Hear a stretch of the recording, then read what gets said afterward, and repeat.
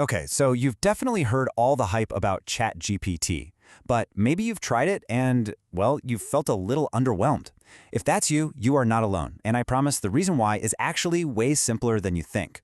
Right? You go in expecting magic, you ask it a question, and what comes back is just, meh, generic, boring, maybe even a little bit wrong. It feels like you're missing some kind of secret password.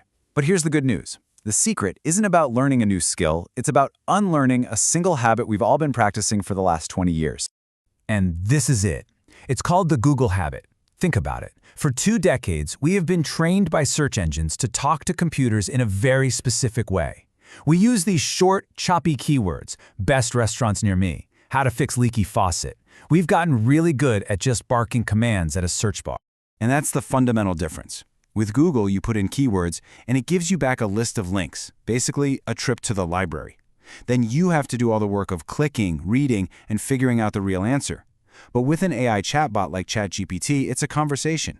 You give it full sentences, and it does the work of putting the answer together for you. It's the difference between being handed a library card and actually talking to the librarian. So, to get great results, we have to break that Google habit. And that requires a complete mindset shift. We have to stop thinking of it as a search engine and start thinking, well, differently. This is the big aha moment that's going to unlock its real power for you. So here's the new way to think about it. ChatGPT is a mirror. It doesn't really have its own thoughts or ideas. It just reflects the quality of what you give it. So, if you give it lazy, vague input, it's going to give you back a lazy, vague output. This is the exact reason so many people get frustrated. If you treat it like a search bar and just throw a couple of keywords at it, it has nothing to go on.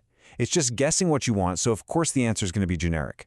So you have to change how you see it. It's not an answer machine, like a vending machine where you put in a command and get out a fact. You need to start treating it like a thinking partner.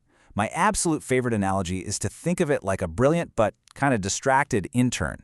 They are super smart and capable, but you have to give them really clear, detailed instructions to get the great work you know they can do. Okay, so the mindset shift is one thing, but how do we actually put this into practice? Let's get practical. There's a super simple, really memorable formula that will immediately get you better results. We're going to call it the RCS formula.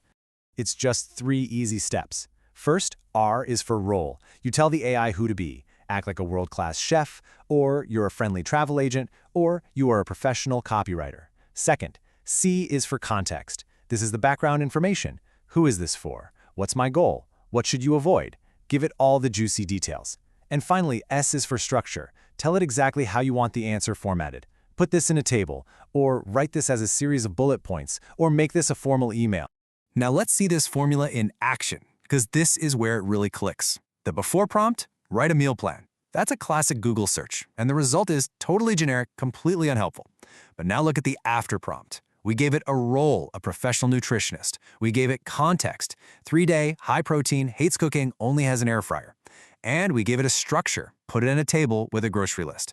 Look at that difference. The result goes from useless to something you can actually use today. So now that you've got the right mindset and the RCS formula, what can you actually do with all this?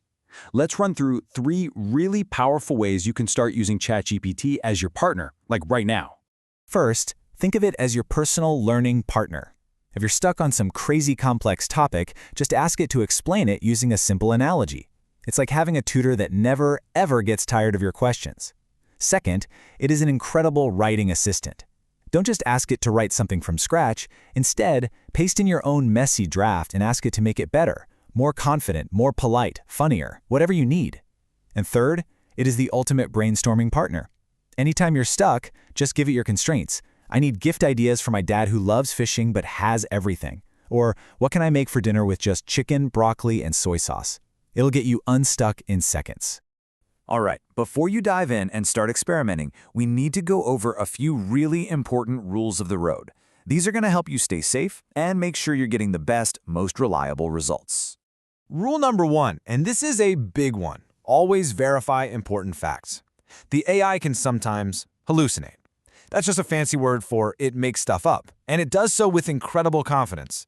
So please always double-check important dates, stats, or any kind of advice. Rule number 2, protect your privacy. Never, ever, ever put sensitive personal info into the chat.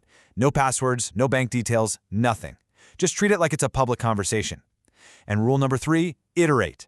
The real magic is in the chat part of ChatGPT. The first answer is almost never perfect. Don't just give up. Talk back to it. Tell it, hey, can you make that shorter? Or make it funnier? Or explain that to me like I'm 5. The conversation is where you refine the answer and get to something amazing. So you can really see the shift, can't you? We're moving away from a world of just keywords and search results and into a future of collaboration and conversation with our tech. Once you stop treating it like Google and start treating it like a partner, I'm telling you, everything changes. So the only question left is, what are you going to talk about first?